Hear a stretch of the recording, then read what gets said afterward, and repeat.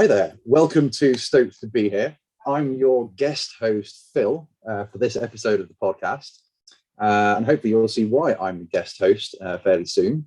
So for this episode, I am joined by the front half of Stellar Tandem, Stevie Massey. Stevie, welcome to your own podcast. Yeah, thank you. It's that's quite surreal, isn't it, in a way? But I think there's method to the madness in the end. So yeah, I hope so. Pleased to, yeah. I know as a listener to the podcast, I've been wanting to hear a bit more about your and Laura's sort of background and how you got into this. So I hope that the listeners will find it interesting too. Yeah, cool. So I think things normally start off with these podcasts with sort of how did you get into cycling? Is it something that you've always done since being a child? Were you always sporty, or is it something that you've come to later in life? Well, from my point of view, apart from what you alluded to there, the always being on a bike thing, that was definitely there. I have an older brother, and you had hand-me-down bikes, and you were whizzing around the close on a single speed, striker, grifter. Well, grifter was 3-speed, but those kind of things, you know. And then it was just one year. Coming, it must have been September. I don't know if I should tell you the year because it can give me age away. So maybe I have to. It was sort of around the September 87 mark, and my mum was walking me somewhere. Well, not walking me, I was older, but we were walking along, and it was like, "Oh, what do you want for Christmas this year?" And I don't know. And I always said, "I don't know." And she said, "Well, would you like a bike?" And I went, "Oh, yeah." And in those days, late 80s. The imitation racing bike was all the rage. There was no such thing as a mountain bike. And yeah, so Christmas 87, I got my Rally Flyer, but just before that, myself and my brother had to flick through a pamphlet brochure from Rally and look at your bikes, and I chose one that was had just a really good color scheme that I liked, and which is basically sort of the Rally Professional sort of logos, which was primarily a white frame with blue, red, and yellow sort of in stripes. And I went, that's the one for me. And and that's how it started. But so what happened was we got the bikes for Christmas, and it wasn't just a puppy that we wanted to give back. It was wow, I've got this bike, I'm riding it through a very mild winter that I remember, and I just couldn't stop riding it. And I did an 8-mile loop, then there and back, and then round twice, and then round 3 times. Told my parents it was some 25 miles, and I wanted to do my first 50 mile. And so you were straight into wanting to do distance from the outset. Yeah, but before the bike, I'd already got quite prolific at long distance swimming. Once I learned to swim, there was the 10-meter badge, then the 25-meter badge, 50. Yeah. I immediately said, "What's the biggest badge?" And it was 5 kilometers, and I was 6 years old, 6, maybe 7, 8, and certainly, I think I was 6, and it was like, right, I want to do the longest badge, and I couldn't swim any stroke other than backstroke, barely with my arms, but I swam the 5K. So even then, there was always this endurance thing going on. So once I got the bike, it was very exciting that. I just wanted to ride it further and further and further. Fantastic, excellent. And so, what then led you to sort of where you are now and wanting to do the around the world on the Tandem? It's quite a big gap there. I'm guessing there must be some milestones along the way. Yeah, absolutely. But I guess I've been imbued with the spirit of long distance cycling, obviously without even me realizing it right from then, almost, or in general. Not about speed, because once I got into cycling with that bike, and then the next race bike, I did get into time trialing and to go as fast as possible over the shortest distances. But I also knew that time trials came very early on from distances of 10 miles, which is the famous Club 10, which was always done on fairly busy roads in those days, and used to trying on a pan flat course as fast as you could to make some magic markers, because therefore the time for 10 miles would be or you're a 25-minute man, or 24, or 23, 22. If you're a 21-minute man, you were, national class and going to start winning things. Yeah.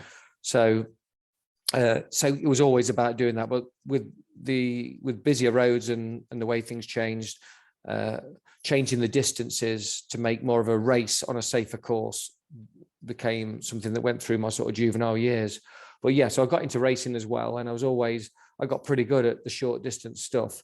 But once I knew that I could start doing the longer time trials, which would be like your 100 miles or your 12 or your 24 hours, that's what really got me sort of excited, just how much pain you can put yourself through, really. And so having got that bike, basically start of 88, within a couple of years, I was time trialing. Then I was a very good juvenile, going into junior rider. Then got into Audax a few years during that period, and then onwards.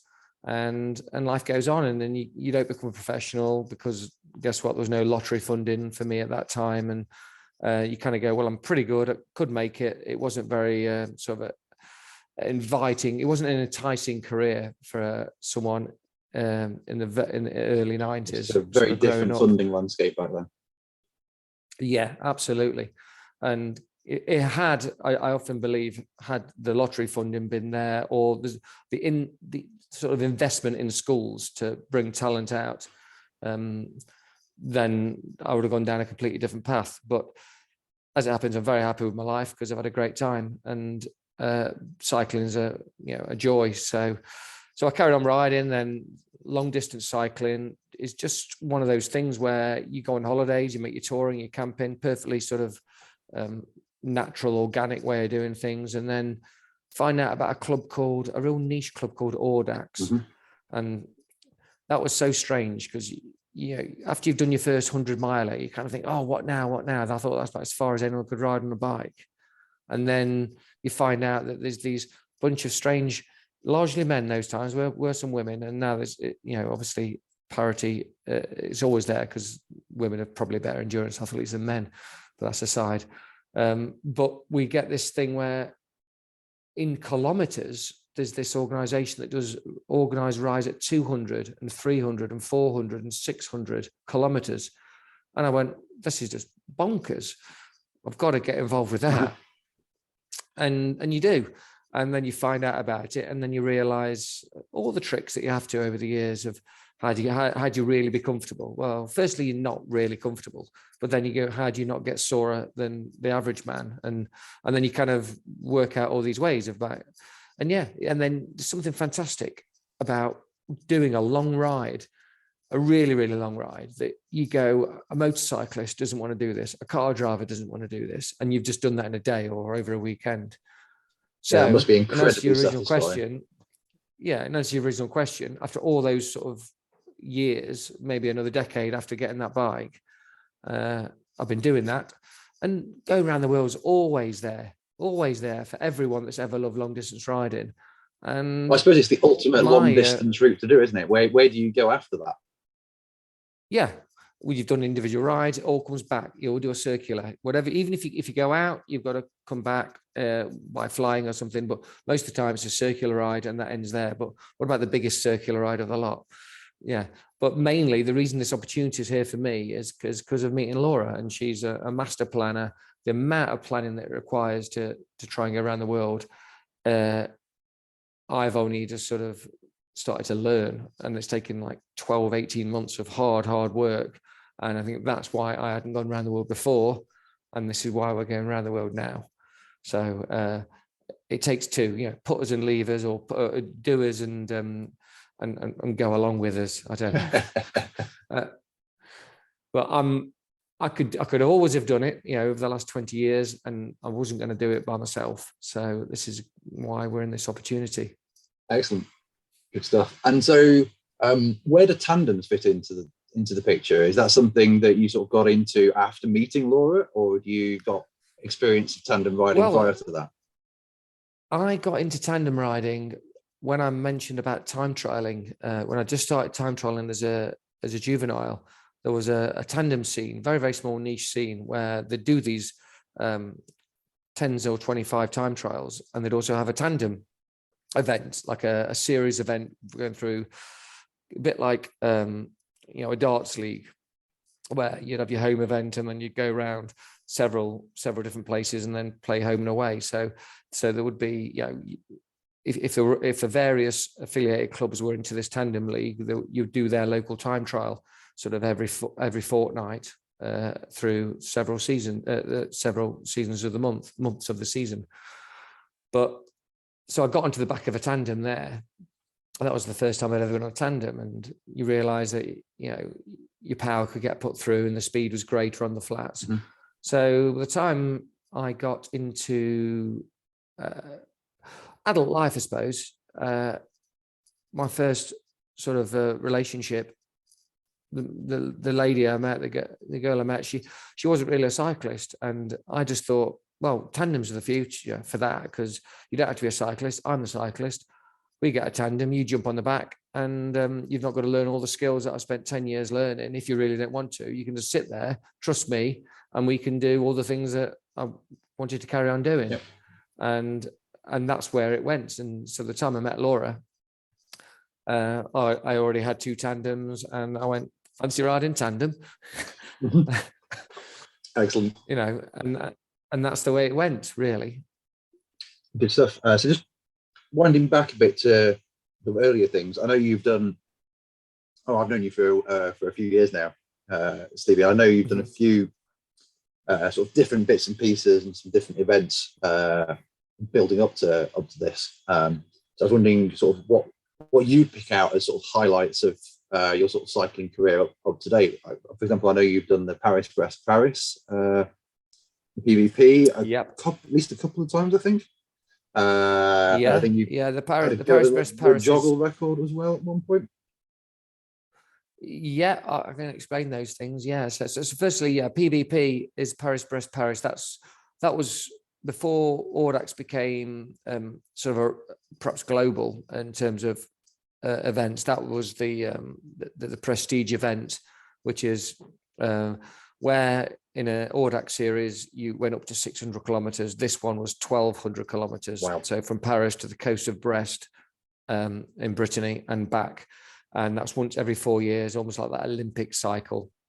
So, and you had to qualify for it. Mm-hmm. And you weren't just allowed to enter, pay money and turn up. You had to sort of earn your stripes before you get there. So that was a really that every Audax, everyone into long distance cycling always says, I want to do PVP. So I did that when I was probably in my sort of pomp, if you want to use that phrase like that. And I was a top 5% finisher.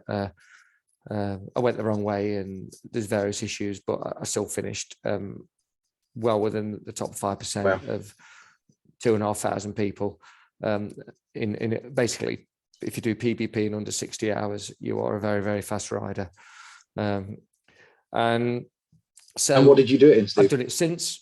I did it in 60 hours. Yeah. Nice. Just over 60 hours. Without going the wrong way, it would have been sub 60, but that's just like me having to live with that. But that same sort of time, I was racing sportifs, and I was doing quite well in any kind of sportif, going straight to the elite level. And probably my best claim to fame in sportifs was a 3-day sportif called the Tour of Wessex. And I was the overall winner of that on 1 year in the noughties.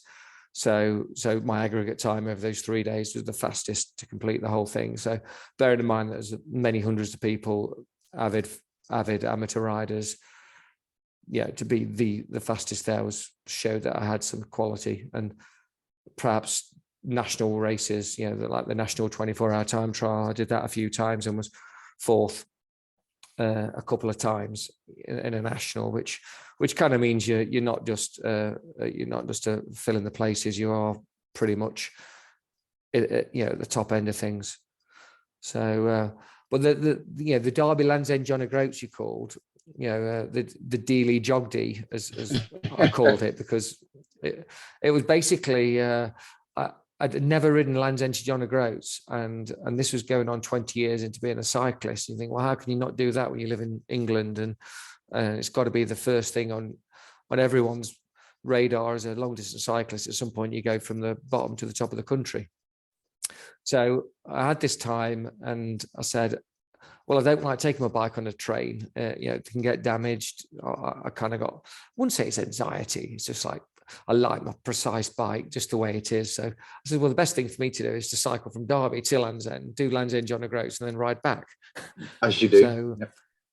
As you do. And I never forget it. It was a bit of an act of flippancy, and I kind of regret that kind of person that I can be. But somebody was chatting about it and was talking about how they were doing it in under 10 days, and they were in a pub, and I went, well, I could go there and back in under 10 days. And they were ridiculous. And then I thought, I was in the morning, I thought it was a bit harsh, and I hate myself when I say things like that. So, but then it never left me. I thought, I need to prove it, not to them because they won't even remember me, but to myself, because I said that. I said I could do that. I need to go and do that. And I won't have been valid until I do that. And that's what I did. I trained really, really hard, and I went unsupported, which is kind of Audax. And it was kind of pre the bike packing. Bike packing was just taking off, but I wasn't really aware of it. So ultra lightweight gear I did not have. I still had to have 2 panniers on the back, and a knackered old roll mat that weighed about 1 kilo, and sleeping bag and stuff. But I didn't take a tent, so I knew I was being aware of weight. And I just slept in bushes and next to 5-bar gates, and did over 200 miles a day on a pretty heavy touring bike. For 9.5 days to go from Derby to Land's End, John O'Groats and back. And at that point, it wasn't even seen as a major ride, as it were, as a record attempt. And it's become something now. So, I don't know. Maybe at one point it was an unsupported record because, unvalidated or fastest known time. If anyone knows anyone that's gone without any help whatsoever, carrying everything, that has done Land's End, John O'Groats and back in under 10 days, then they can have that title. But at that point, that was it. So I've obviously got that kind of thing in me, and met Laura, and I think she couldn't believe these sort of stories, and it just excited her and enticed her to go, is this real? Can this really be done? And in a few short years of being together, she's planning our circumnavigation of the globe. Absolutely, it's an amazing story. So, is that something you think you'll go back to now that's become more of a sort of a recognised record? The lead jog, Land's End, John O'Groats, or? Well, the weird thing is support that, and it goes back to the around the world as well. The difference between supported and unsupported is huge. So if you're fully supported, you can ride a bike weighing 9 kilograms, 7 kilos, even UCI weight. You can have the lightest bike you want. You've been provided with sandwiches, bottles, all your fuel. You're going to have a motorhome to sleep in for an hour, 3 hours, whatever, whenever you want. So as opposed to you're carrying all that thing. My bike weighed the equivalent of 3 carbon bikes, and you're getting dirtier and dirtier. You've got no one to help you. You try to make friends with a garage attendant, who's asking if you've got any fuel, and you've turned up covered in midges and yet stinking to high heaven. And I went, this is my fuel, on some manky prawn sandwich and another milkshake. So the difference between those supported and unsupported is massive. So you start looking at supported records, and I looked at the numbers. So the numbers add up. What I could do, I think I could have a crack at it, because you're not averaging 21 mile an hour for 1,800 miles. You're down at 15 to 17. And guess what? That's what I can ride all the time. And if you're supported and you've got a network of the nutrition, massage, and everything, like Mark Beaumont literally took that to the ultimate in riding a bike 15 mile an hour for 240 miles a day for 78 and a half days. So I'm not want to say I'm not anywhere near the level of Mark Beaumont, but having the infrastructure around you to do those things makes things possible if you've got the engine and you're the athletes. So there's so many ultra endurance athletes there that they've got their quirks and their eccentricities and will never get backing to do something on a supported level. Yeah. But an unsupported level is something that you can all aspire to. You can save some money, you can ask for sponsorship, you can go out there, and you've got that kind of original, real way of traveling. And that, I think, adds the excitement to a project like we're doing.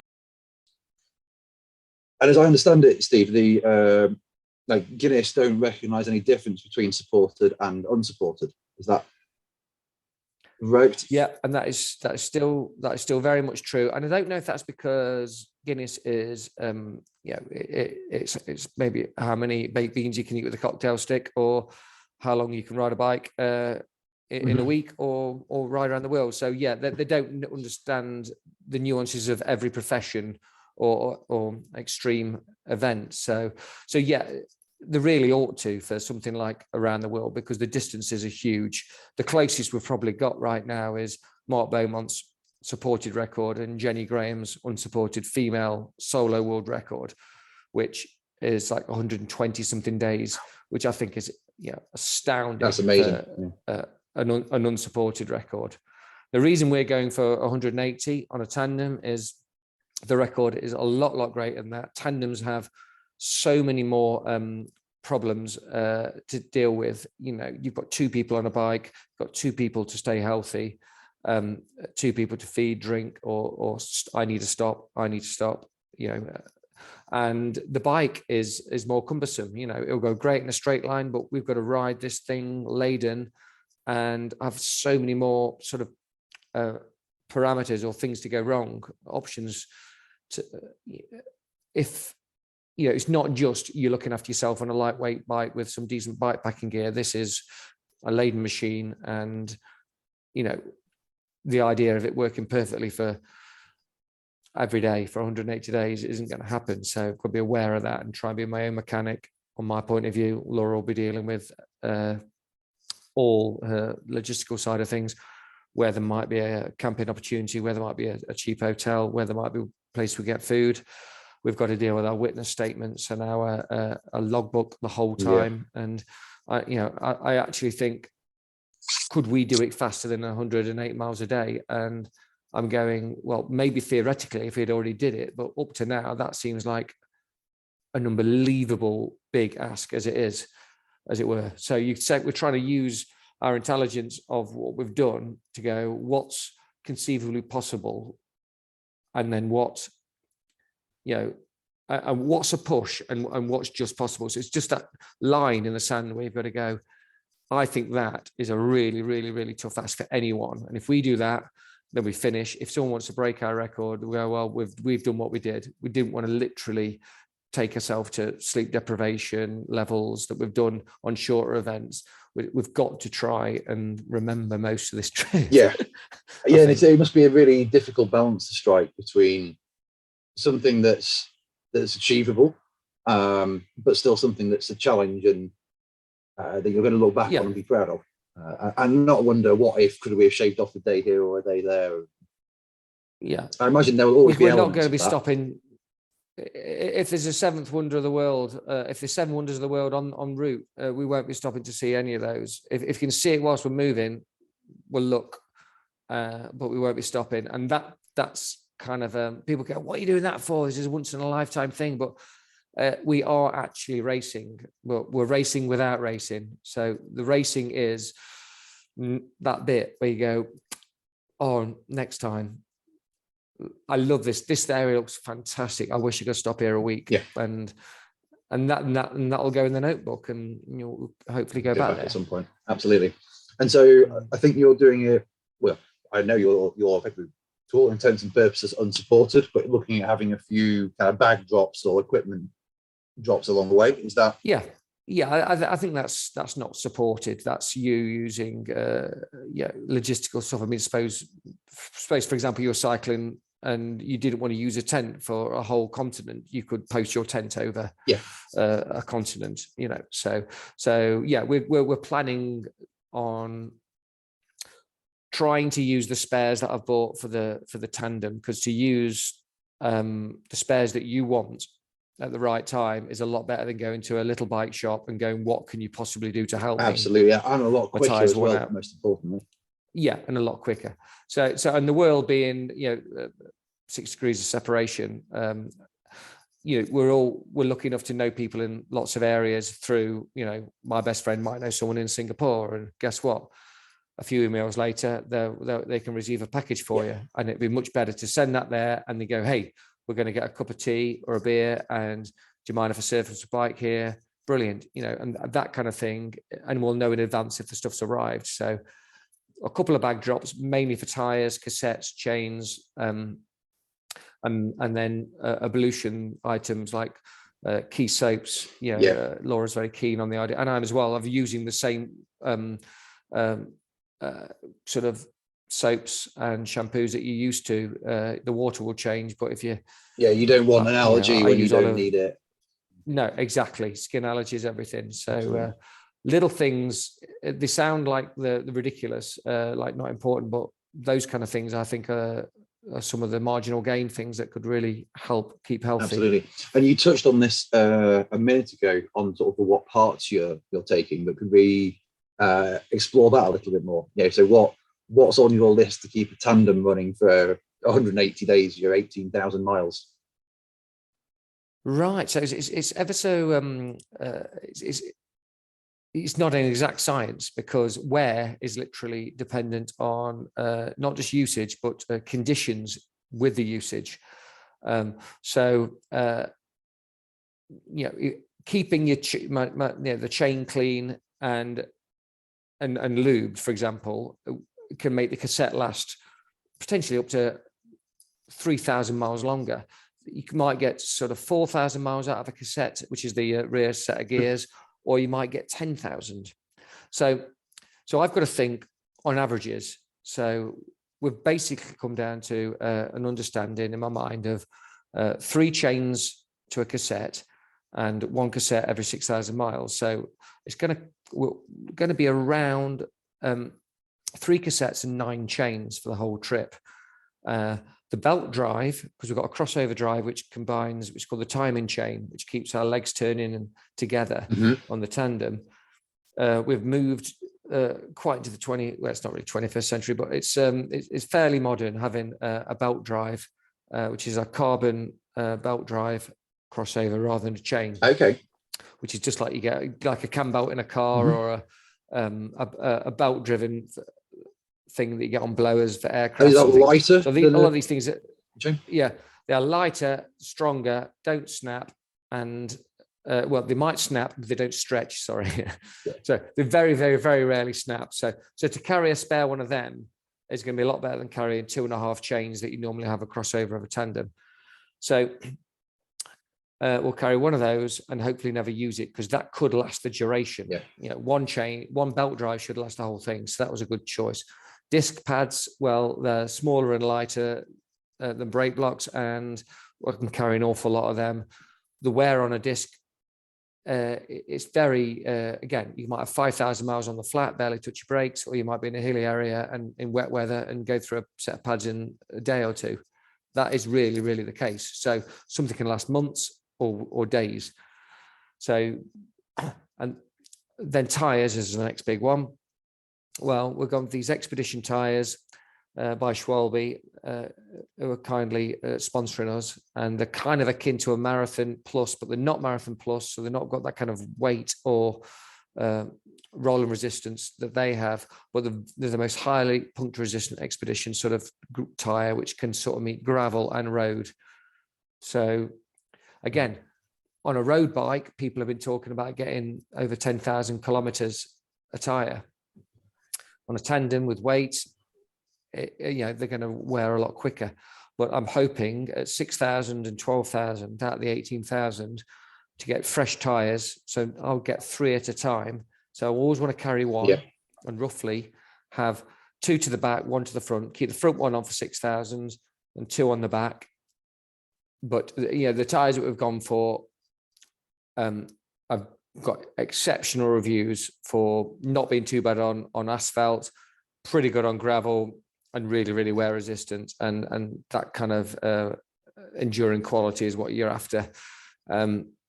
So they're not particularly light, but we're not light, are we? So an 850 gram tire is, it's all about longevity. I don't want to be thinking every 1,000 or 2,000 miles, where's the nearest shop for a bike tire that might fit.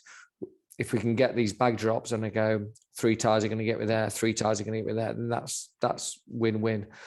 One of the other things I'd say about in terms of the maintenance side of things is looking, it's the self-sufficiency of looking after yourself, and that's tautology. But I've got to carry tooling, and I don't want to rely on going, Laura, where's the nearest bike shop?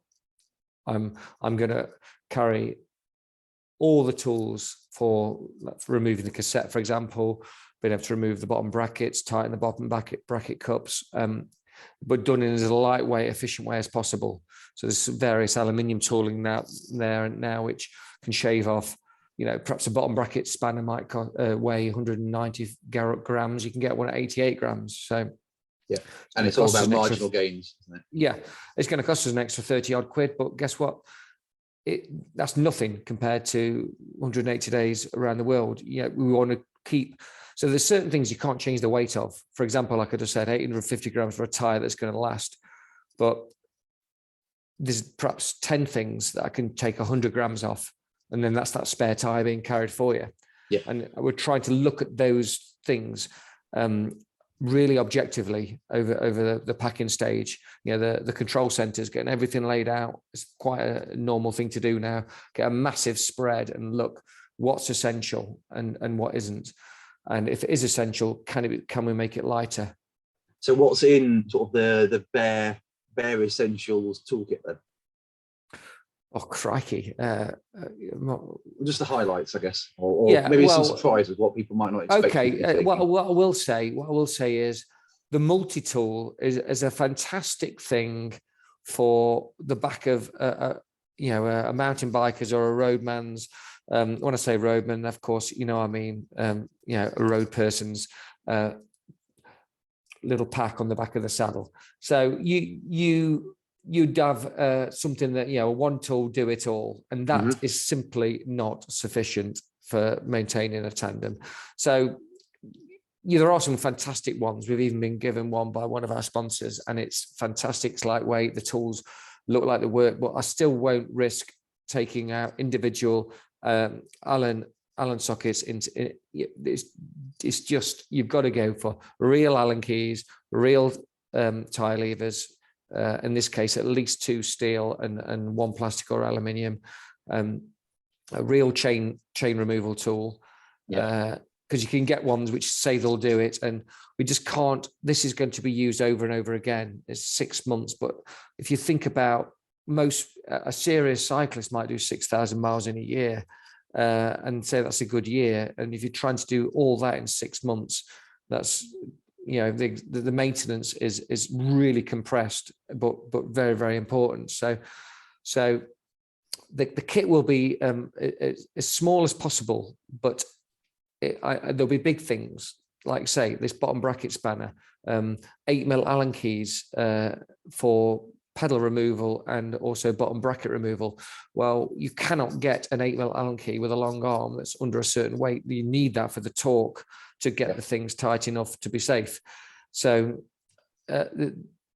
where you can lose weight is with things like glueless patches and new inner tubes. We've got a modern inner tube that weighs only 61 grams. It's half the weight of a butyl rubber, maybe more than that, and it's kind of like a plasticized thing. And then you don't ever repair the inner tube with glue or with scratching. It's literally an alcohol wipe and a glueless patch. And this is quite a modern thing which I'd never heard of. And they're also completely non-porous, unlike a rubber tube. So you don't get that natural, even if you don't have a puncture, you don't just need to pump your tires up every 4 or 5 days or a week. These last 30 days without any pressure change. Wow. So if you don't have a puncture, keep it 60 PSI on these 2-inch tires. Guess what? Happy days. And those sort of things are good to know. So in the toolkit after that, so it's the array of Allen keys for every operation that you might need. And that kind of goes from 2 or 2.5 mil, in this case, up to 8 mil. And I'm going to take real Allen keys. And as you know, with a multi-tool, you go, oh, we've got it all. I'm going to say shave some weight off, but it's just not the risk. So in my experience with those as well, you end up carrying things that you don't need for the sake of saving weight for the things that you do. And I think it can be a false economy. That's right. And that's kind of what I think I said earlier. It's like there's certain things you've got to accept are the weight they are, and they are absolute essentials. And certain tooling will be that. But for example, I've had a special tool made by the Tandem shop for removing a cassette. And to remove a cassette on a bike, the cluster of gears, it used to require the wheel being out, a chain whip, which is basically a chain attached to a large lever to hold the cassette from moving, whilst you then use another tool with a wrench to take a lock ring off to stop the thing spinning on its ratchet. Mm-hmm. And there's tools out there now where there's a very, very small, it looks like a lock ring, the fitting that goes in the lock ring, but that's all it is. And you take the wheel out, you put it on, you put it back in and jam it against the frame or in the dropout, and then turn the wheel as your lever. And then the chain that you've already got on acts as the whip. So you save 200-300 grams just by having that made. But of course, this modern bike has got what they call through axle hubs. So there's literally not been one made yet to cope with through axle touring. So I said to the guy at the Tandem shop, I says, well, I've got the MK2, which is designed for vertical dropouts. It's not going to fit. He says, send it to me and I'll make one. And he's shaved a bit off, brazed a bit on, and he's tested it and made a one-off ultra lightweight cassette removal tool for us for an emergency. Nice. And that would be for replacing spokes. So there's another thing that's in the kit, so disc pads, tubes, tires, they're kind of normal. Spare spokes on ultra tours, long tours are needed because you don't want to break a spoke, but it's going to happen. If it does happen, you've got to be able to deal with it. Yeah. Or in the desert. Or you're then trying to find a replacement wheel in fairly short order. Yeah, exactly. Excellent. So that when we're recording this on the 11th of May, and I believe you just recently, within the last few days, collected your Tandem. That you're going around the world. Very, very exciting. It was, anyone that knows anything about preparation would think, why is it taking so long? But there are lots of reasons which I won't talk about right now. But so 4 weeks in advance, we've got the amazing brand new Co-Motion Tandem. I've ridden Tandems for 20 years and nothing special, shall we say, just an off the peg doors Galaxy, which has ridden great because that's all I've ever had to be used to. But to have something with massively oversized, steel tubes by Reynolds, they're still making the best tubes in the business from Britain, even though it's an American-made frame. It just feels when you ride it like this is meant to go somewhere, and this is stiff, this is comfortable, and it's safe. It just feels like there's a pothole there. You are okay, And so it feels noticeably different to your previous Tandems then, both in sort of fit, but also sort of capability. Yeah, and the custom fit was very, very important to actually find something who, Laura and I we're like polar opposites in terms of our size, as a lot of people may know. So to stare at this bike, it kind of, the way it takes a 6'4" man at the front and morphs down to a 5'2" lady.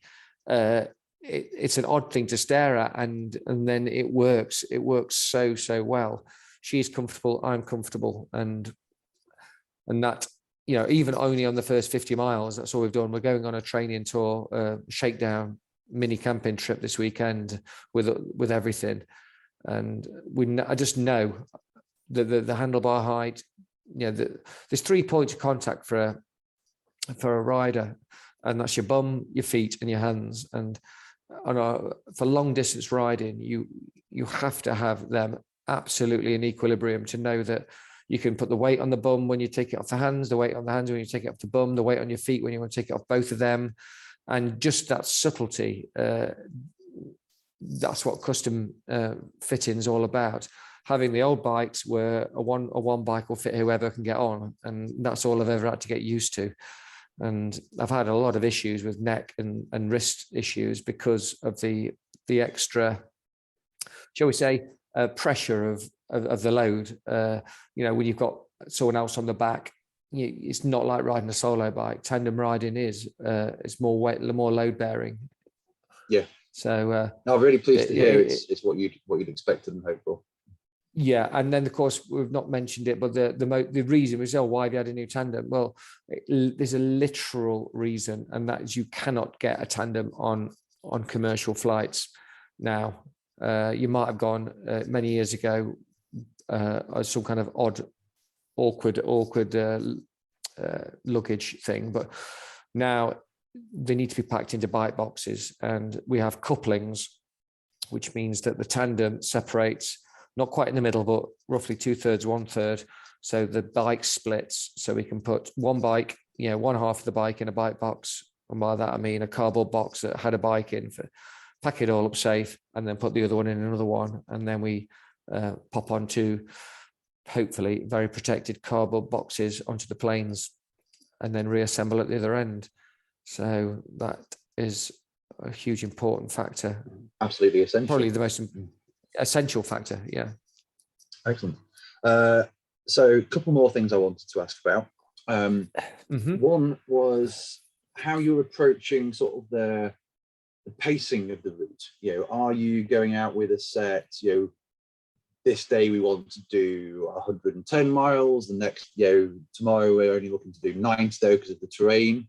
Are you doing it distance based, or are you looking, I think Mark Bowman took a sort of a different approach and went for like time in the saddle rather than looking at distance when he did his record. Okay, how are you approaching that side of sort of the route planning? Well, if you hadn't mentioned that, I would have mentioned that. So yeah, if you perhaps unsupported and the idea of endurance, of just going, don't worry about the numbers, don't worry about the mileage, just do the time. The average will average out, as it were. So Mark could go, I'm doing 4 hours on, 4 hours off, 4 hours on, 4 hours off. If it's a block headwind one day and I'm not making the, so it's basically, if you can make more miles up on a tailwind day and less miles on a headwind day, as long as you do the time in the saddle, you can keep the effort level and the recovery the same. So that's what he would do and did do. But when you are, bike packing, essentially, you've got some other things to consider, and that is real life. You've got to stop to eat. You've got to find somewhere to sleep. You've got to you've got to involve yourself with the cultures and the communities. So I actually think the distance we're trying to choose for our record attempt is trying to find that balance where we would, from a mental point of view, want to achieve the distances we've set to stay on average, because it's not asking too much. The worst case, the hardest day, a block headwind, if we rode 110 miles and we were at 10 miles an hour, our riding time would be 11 hours. Our break time, so about 12, 13 hours later, we could be exhausted, but we've still done the daily amount, and we can stop and still get enough sleep and then hope that it eases up. It might take weeks for that wind to go, but we're going to get days when there's a tailwind and we've just whizzed through 110 miles and gone, we've got to do another block. We've got to do another 20, 30 miles because we want to get to 5, 6 o'clock. Yeah. So my theory is the worst days we can still do it. On great days, we can not have a holiday, but we can interact with the culture. We can experience the world. We can watch things. Laura can catch up. We can do some filming. She can catch up with the blogs. We're not actually understanding yet. I just read the Guinness guidelines, and we've got to start doing witness statements and logbooks and things. There's so many things that are just going to start eating into time. So a good day is a good day to keep on top of your health, your hygiene, and your your endurance. The way to go on tomorrow is to be feeling good by the end of today. So the worst day will be feeling exhausted and going, all I want is sleep, and then hope you can go on tomorrow. And hopefully there's going to be less of them than there are. We can finish we finish a bit early. So in answer to your question, on our recce route of going around Wales, which was going around the circumference of Wales in 8 days at race pace, or ride pace, if you want to call it that, we worked out that trying to do things in 3-hour blocks or 35 miles, whichever comes soonest before stopping, is going to really work for us. So we're going to set off with no faff, try and get up and away within an hour for wherever we are, ride for 35 miles or 3 hours, whichever comes soonest, have a break, proper break, enjoy something, have a coffee, get some culture, have some chats, have half an hour, then do it again. And then that's lunch, like a late lunch, but you've already cracked the day, and then go on towards the afternoon or evening. A really bad day, you're going to go into the evening. A really good day, it'll be afternoon, late afternoon, and then clean stuff, then check the bike, then sleep, and eat, sleep, rest, those kind of things. So our theory, which is actually not that far off a mark, it's still doing this assiduous 3 hours or 35 miles. I know that sounds like a rubbish average speed, but this is a laden tandem around the world on roads that you don't know. And sometimes 11 and 12 mile an hour is really hard to attain. Yeah, absolutely. It's going to average out, isn't it? That sounds like a really good solution of sort of a hybrid, whichever comes first, whether it's time or the distance. Yeah. So I'm literally using both those options in that, and I think that will work. Excellent. Of course, there may be a point where at 27 miles, there's this local roadside that's just waved you over, and you're going to stop it. We're going around the world once. You're going to speak to someone and say hello and have a photo. We're not in this because I think we just want to change. We want to do what we want to do, but we've got to experience the world at the speed of a bike. So if I came up with an analogy the other day, and it was just when we're riding, let's go, as long as we're moving, we're not in a rush. Yeah. And if you can imagine that means if we're turning the pedals, it doesn't matter if that's 6 mile an hour on a mountain pass or 45 going down a 5% with a tailwind. But if we're moving, we're not in a rush. If we're stopped, then think about how long you stopped for. Yeah, that's where you've got to, where you can lose so much time, isn't it, in the stationary time, and that will make minimizing that will make a much bigger impact than pushing 16 miles an hour instead of 50. Yeah, and at the same time, if you get a block headwind and you go, well, we've got to really push for 14, 15 mile an hour, well, you're just going to drain you. The amount of damage you can do to yourself in a block headwind. Yeah, you just go, you go down the gears, you breathe, keep your heart rate. I mean, I'm not so big on power meters and heart rate monitors back in the day, but understanding yourself is everything. And if you can still talk, if you can talk to Laura at the back, or she can talk to me, just talk if it's really hard, then you're not trying too hard. In the old days, you used to call it upper level 2. Yeah. So there was a level 1, which was like recovery. Level 2 had 2. Lower and upper, and then 3 and 4. 4 was basically anaerobic. So if you can go between, those two, parts of what I called level 2, like super easy chatting or just hard chatting, that's where we're looking at being all the time. Absolutely. So I've got one last question and then some tandem trivia. So it was something a mate asked me in the pub last week, which I thought was a good question. Just why do it on a tandem and not 2 individual bikes? What's the appeal of the tandem specifically?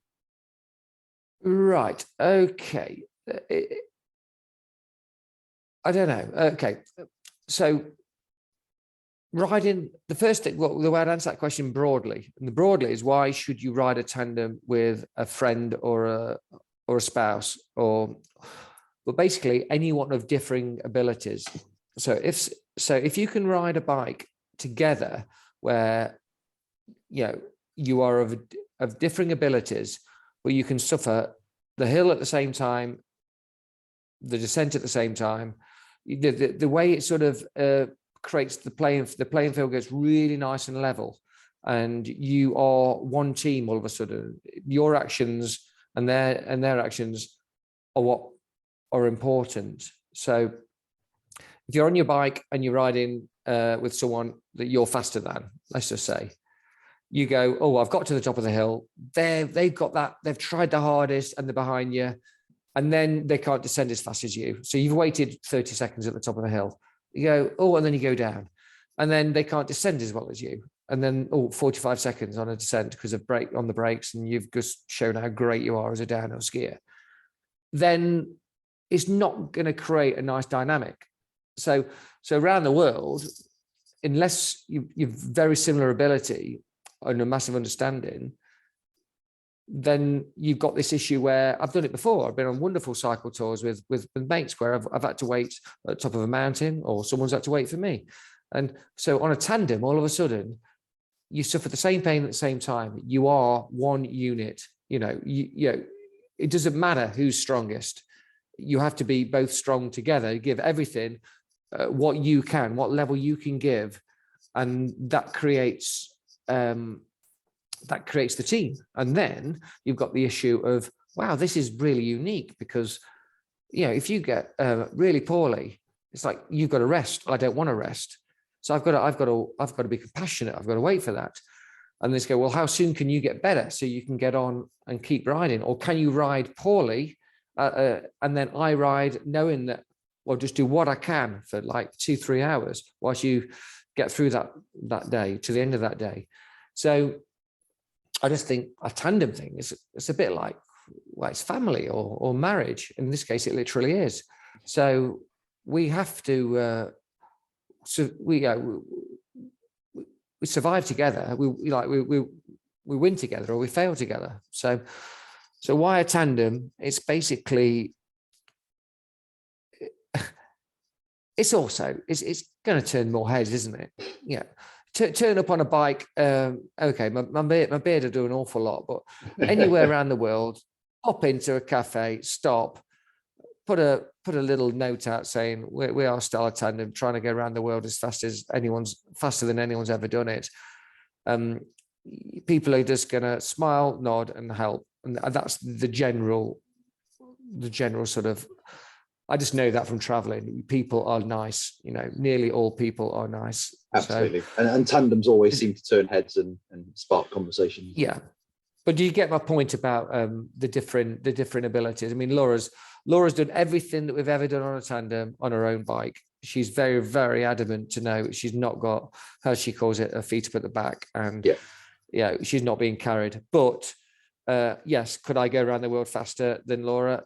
Yeah, I can. But that's not just because me and Laura. It's just because it could be Laura that go faster around the world than me. Yeah, it sounds like it adds an extra dynamic to cycling in that teamwork element. That yes, you might get a sort of competitive race cycling, but it's a different kind of teamwork, isn't it? It is a different kind of teamwork, and it's the one that you're more ultimately proud of as well. If you do something when it wasn't just you. I mean, a lot of the time, like on a supported ride, the teamwork becomes the team that isn't riding the bike with you. And people like Mark have gone, it's not, I might have gone around the world in 78.5 days, but everyone else went around the world with, that is not his record. It's everyone's record. It's the collective record. Yeah. So from our point of view, with an unsupported record, it's a huge, huge team thing. And guess what? Without either of us, we can't complete it. I can't leave her and carry on and carry around. So that's why. I think, and also, I don't know if I can think of something really simple about the tandem. It's just bloody joyous. You have arguments and you have incredible moments of just hysteria and fun, and you don't do that riding 2 solo bikes with a slipstream. Absolutely. No, I completely agree. I've only ridden the tandem a few times, but the takeaway for me was just an amazing way to make shared memories with someone. Well put. Cool. So I want to wrap up with Laura's usual tandem trivia questions. I think we know the answer to the first one. Have you ever ridden a tandem bicycle? And we can tick that one off. Hang on. Let me have a really good think about that. Yeah, I've not ridden a triplet, by the way. So this could all go on to the next series. Have you ever ridden a triplet? Okay, well, we'll stick that in the memory bank for when you're back. Yeah. No, I know I haven't. Yeah, but yeah. So yeah, we do know. Yeah. So that question is good. That's the quick one. So if you could have anyone on your tandem, living, dead, cyclist, sports person, or otherwise, other than Laura, who would it be, and would you have them as Stoker or captain? Oh, I didn't know that was an option. In my mind, that says a lot about being a control freak, doesn't it? like I am the captain. Right.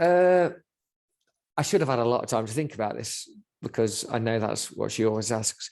I kind of, I've got, it might be a cheat answer, but I'm not going to give one. Absolutely. So from a sporting point of view, well, no, actually, okay, yeah. From a sporting point of view, I would probably go with someone current, someone modern, and that could be, a really lightweight, incredible professional, super high power to weight ratio. Someone like Annemiek van Vleuten, who's the greatest female road rider at the minute, or a Simon or an Adam Yates. Because to have a little diminutive person on the back being putting through so much power, I just think would be an amazing thing to feel on a tandem. That's just from a road point of view. From a pure fun point of view, and what's going to make an amazing bike ride, I thought of Ricky Gervais to start with, thinking he can sing, so he could sing to me, and we're going to have a great chat, and he laughs, and you're not going to get a boring moment. But then I thought, hang on a minute, he hasn't perhaps really worried about his sport in his life, and then I thought about Tim Minchin, and for me, Tim Minchin, I think he's looked after himself reasonably. I think he does exercise, and I could even get him a little miniature keyboard put on the Stoker handlebars, and then Tim Minchin we could talk about the world. He could do his TED talk on me, and I'd go, I'm just I'm being a better person for listening to you. I don't quite understand everything you're saying, but I can't help but nod. Nice. And then he could sing absolutely ridiculous songs, the stuff that he's just ripped the piss out of himself for 20 odd years. And I think it would be an amazing person to have on the back. The only downside, me an Australian, of course. That's just me joke. That's me joking. Don't no one comment on that. And then the other one, the key one is me. Just me. You know, okay. Another version of me. Because you. That way, then I can't complain about the cadence. You know, it's got to be what I want. That's a great answer. Yeah, the conversation is exactly the same as I'd have on a solo bike. This is just me talking to myself, and ultimately, I've got no one to complain about when we're in a block headwind or going uphill and going, who's putting the most effort in? It's obviously equal. So that's my answers. Excellent. I think. Oh, that's great answers. Do you think you'd fall out with yourself in that context, or would you get on with Alter Stevie? Both. I think you fall out and make up. That's life. Absolutely. So Laura says that the two of you are rather cheesily joined by the frame. So what sort of one item thing, could be a tool, food, piece of clothing, whatever, are you joined by the frame to? What goes with you on all rides, no matter what? Oh, all rides. Well, I tell you what, I'll deflect it a little bit to on all rides, not rather than with me. My mum and my dad might listen to this, so please forgive me, mum and dad. I'm joined by the frame also to beer. I love having a drink at the end of a ride, just to sort of, it just seems to be the internal massage that you can't afford. You can't afford a full massage, but an internal massage does just as well, with people to chat to, and especially on a tandem, you finish the day, have a little drink, feel proud, and I'm also passionate about beer as well. So going around the world, might get some rubbish beer, might get some interesting beer, might get some good beer, but getting the odd but beautiful beer is definitely something that I'm joined by the frame to, inextricably linked, definitely. Excellent. Good. And last one, I'm going to have to change a little bit, because normally it's why should the two of you cycle around the world and break the tandem record? So I guess the question is, why are you? Well, hopefully that goes back to some of the very first questions or comments, and basically the only reason, could we always do it? Well, we could always try, yeah, like many people can, but Laura is the reason.